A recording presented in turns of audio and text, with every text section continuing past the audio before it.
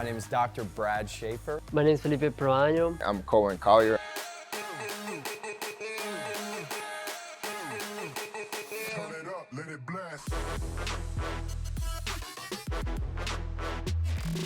I began fitness at a very young age, and then I ended up joining the Army. And so fitness was still important because you have to be in shape, you have to be able to complete the physical fitness test. And so after I was injured in Iraq, after I was hit by the roadside bomb, I ended up spending 9 months in the hospital. I lost over 70 pounds. When I came home, took care of the body that I have left. And so the first thing I did once I got out of the hospital was I went to a gym. Eventually I fell into men's physique and started competing in men's physique competitions. And I just kept competing until I earned my pro card and just continued to lift and get stronger and just to stay in shape. So what I like to do when I start warming up first is I like to hit pull-ups just to get the blood flowing. The most important thing for me in workout is balance. So I believe in creating a balance where not only am I focusing on strength, but I'm also focusing on trying to strengthen my weak areas, especially since I have only one hand. So I found that using this hook has allowed me to make that stronger. When I'm doing my upper body, I like to go from back to chest, because those are the bigger muscles of the upper body. So usually I hit incline because incline actually makes your chest bigger and more rounder than flat bench. So I always try to start with incline versus flat bench. Every day I have a different goal when I go into the gym, but my ultimate training goal every day is just to be better than I was the day before. I document everything I do, so every week I kind of set new goals. It's always an evolution when it comes to working out.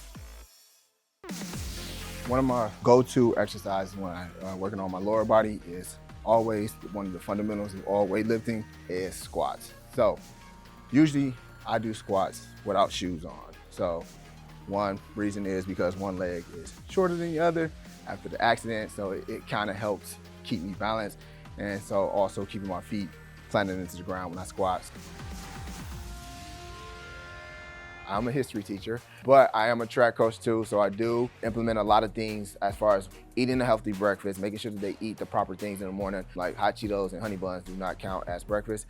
So I try to get them to understand that eating something to wake their brain up is more important, because I believe that at a young age, we just think that we can eat, and don't realize that the effects later on down the road can be detrimental to our body. And I always tell my students, you only get one body, take care of it. And I tell them I'm living proof of it, because even with all the injuries that I have, I still make sure I take care of it.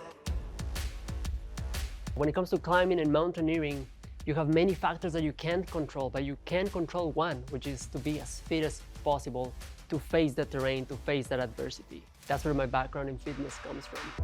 Rock climbing demands a lot of upper body strength, a lot of finger strength, but also exploring in the jungles or in the mountain terrains demands a lot of core action. You're always walking, you're always hiking with your core, leaning, moving, lifting, macheting through the woods. So having a strong core is also important.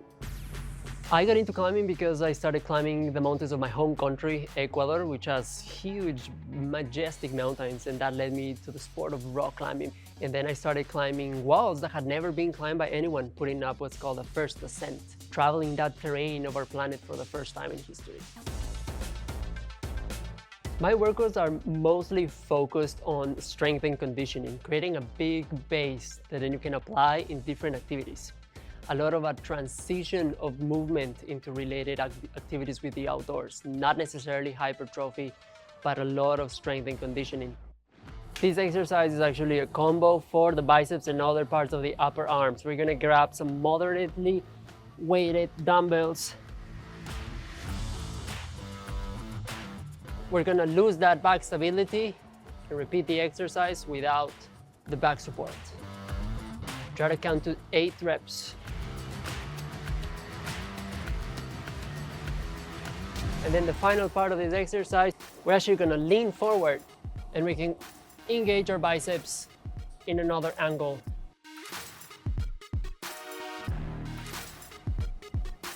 Once more, count to 8 reps.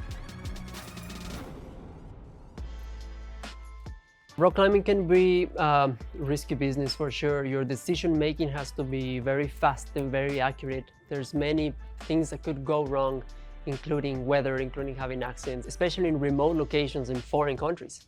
So when it comes to rock climbing, facing challenges, overcoming obstacles, it's a day-to-day basis. If you apply that mentality of the rock climbing to your day-to-day life, you can definitely succeed in many areas. What motivates me for rock climbing is commitment. I do what I said I would do. And commitment is that light shines your path, that light that shines the depths. And I have many opportunities and chances of quitting, and I have not. And that's why I keep doing it. How you doing? My name is Dr. Brad Schaefer, and I'm a doctor here in New York City. And I have a TV show on TLC, which is called My Feet Are Killing Me. Check me with my workout, and we'll see how I get jacked up. Growing up, I played all kinds of sports, but one of my favorite sports was soccer. And I used to have so many foot and ankle issues, so I ended up going to my local podiatrist, and he used to always tape me up before games and just get me back on the field so I would really feel good throughout the game. You know, knowing that I was having all kinds of foot and ankle issues, I really just started to modify my workouts so I wasn't putting so much pressure on those areas. And considering now that I'm a foot doctor, it's pretty streamlined that I can talk to my patients about my experiences and really practice what I preach. All right, so one of the main things that I do in between patients, because I'm so busy throughout the day, is I do 5, 15, 30.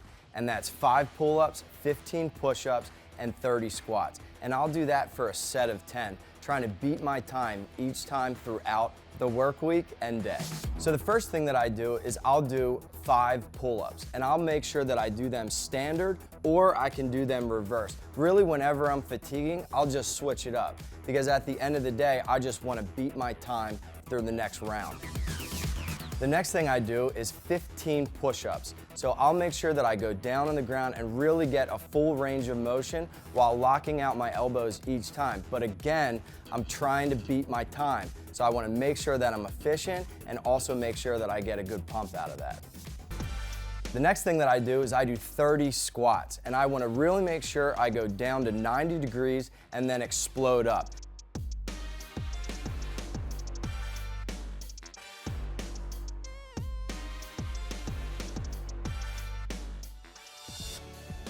So listen, my personal motto is no excuses.